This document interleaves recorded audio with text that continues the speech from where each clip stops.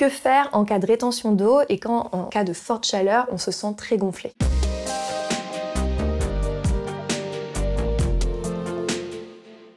Je m'appelle Alexa Cornu, je suis coach et experte en physiologie féminine. Dans cette vidéo, on va parler des astuces qu'on peut mettre en place pour dégonfler quand il fait très chaud et qu'on sent que notre corps entier a du mal à gérer cette augmentation importante de température. La première chose à savoir, souvent quand on gonfle beaucoup à cause de la chaleur, c'est lié principalement à une mauvaise circulation sanguine. Donc tout ce qui va pouvoir vous aider à avoir une meilleure circulation sanguine va du coup vous aider à dégonfler.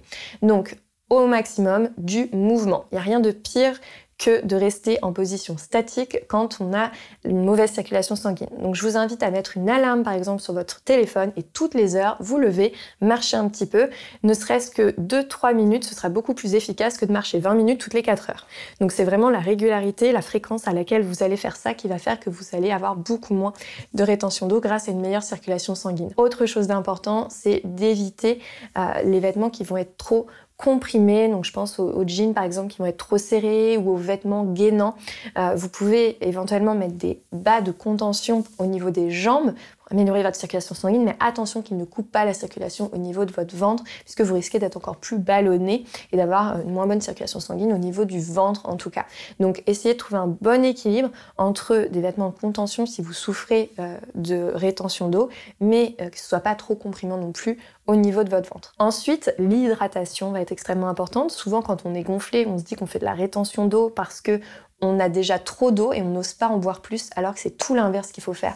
Il faut boire beaucoup plus et le fait de bien s'hydrater va permettre de moins stocker l'eau. Souvent, le corps, il fait des réserves quand il est en manque et donc si vous êtes en manque d'hydratation, il va naturellement faire des réserves d'eau. De plus, quand on a une mauvaise circulation sanguine, on a tendance à avoir les fluides qui restent en statique, donc le fait de bien vous hydrater va relancer la circulation aussi des fluides dans votre corps. Donc vraiment, le mouvement et une bonne hydratation, ça va être vos meilleurs alliés pour lutter contre cette rétention d'eau et cet effet gonflé.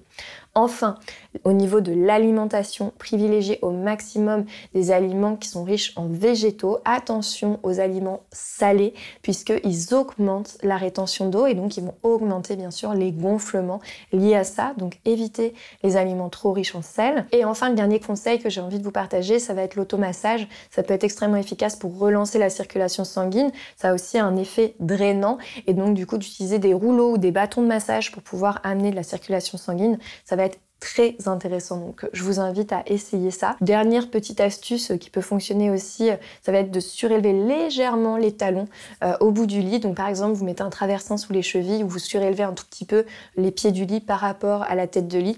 Le fait d'être légèrement incliné va permettre de réactiver une meilleure circulation sanguine la nuit et donc ça peut vous aider à être un petit peu moins gonflé la journée.